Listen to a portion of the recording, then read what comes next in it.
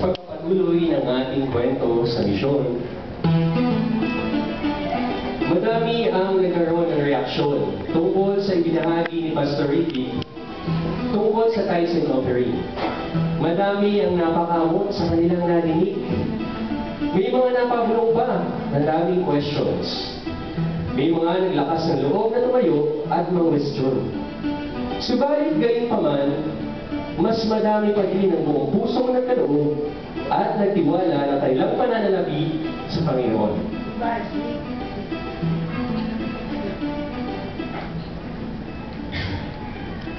Pastor, ang tithes and offerings ay mahirap na tigisin. Lalo na sa aming mga kapastalan. Alam mo, Mang David Garcia, mahirap talaga. Pero wala naman nagsabi na madali ito eh. Alam niyo kasi, ang tithes ay pamamaraan ng Diyos upang ang kanyang salita ay may bahagi sa mga malalayong lugar. Isa lamang to sa kanyang paraan upang mapalawak niya ang kanyang ebanghelyo. Kung sa bagay, Pastor, ang sabi nga nila, 99% evidence is still this evidence. Alam ko, English yun, pero mali yata eh. Obedience yun, Mang David Garcia. Obedience, hindi evidence.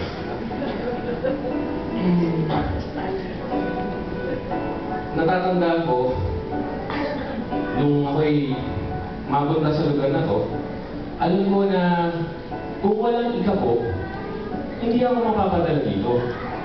Kaya nagpapasalamat ako sa mga tao na nakapagbigay sa lugar namin at napapadala ako dito ni Reverend. Kaya niyo po, Pastor, sasabuhay po namin ng pamilya ko ang pagbibigay. Yan ang faith!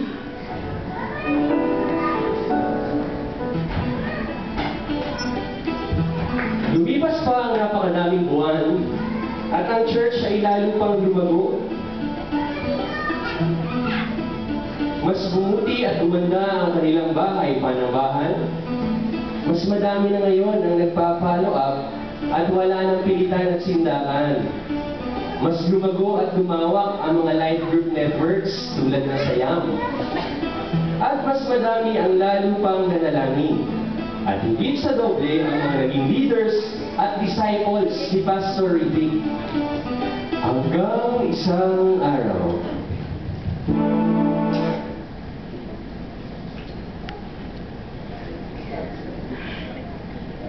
Dearest Pastor Ricky, mission accomplished. You can now go home. Job well done. We are so proud of you, Reverend Dorado.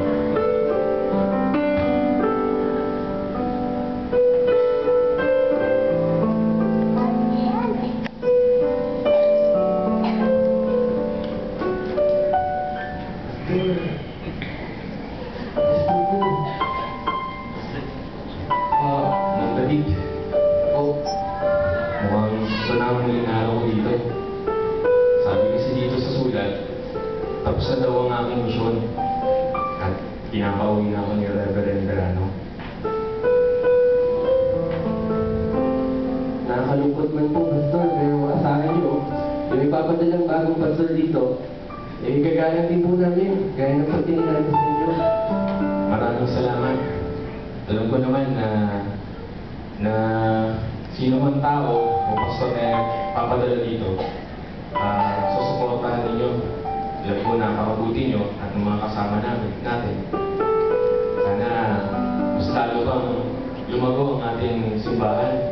Mas maraming miyembro, mas marami pang mga tao makakilala sa ating Panginoon. Kaya pala, Pastor, huwag na po. Kaya naman sa inyo. Hindi, kasi Huwag na, Pastor. ubus na yung pocket money ko eh. Laki nga lagi niya, sabi mo po. Puro pocket na nga lang eh.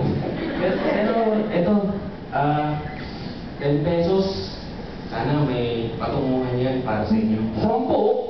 Pastor, laki halaga nito. Joke lang po. Kaya niyo po, tatago ko po ito bilang remembrance ng isang tunay na lingkod ng Diyos. So, paano? I have to go. Sige po, mag-ingat po kayo. Kamusta mo na lang ako kay Audrey ah. Sige po. Sige, paalam. Ay, Pastor! Pastor, teka na po. Yes, What is it? Ano yun? ito po. Ano yan? Teka, piso? Kung remembrance din ba to? Hindi po, Pastor. Yung one tithes ko. 10%. Gamitin niyo po yan sa ibang mission. Sige. Paalam.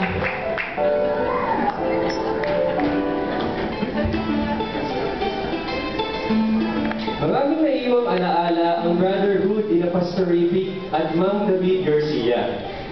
Dahil sa sigasigat katapatan, na-promote na ngayon si Pastor Rivic at naging reverend na siya. At si Ma'am David Garcia naman ay kasalukuyang nagpapastor na ngayon doon sa Cotabato. Ang Cotabato ay isa lamang sa maraming lugar na naaabot ng mabuting balita sa tulong ng mga faithful tithers na matapat na sumusuporta sa mga gawain. Ang Panginoong Jesus ay nag-iwan ng misyon sa bawat isa sa atin na dalahin ang sangkatauhan sa kanyang paanan. Hindi kailangan maging reverend, maging pastor o misyonaryo para tuparin ang misyon. Kailangan lang natin maging matapat sa simpleng pagkakaroon. At dyan po natatapos ang terrific ending ng ating terrific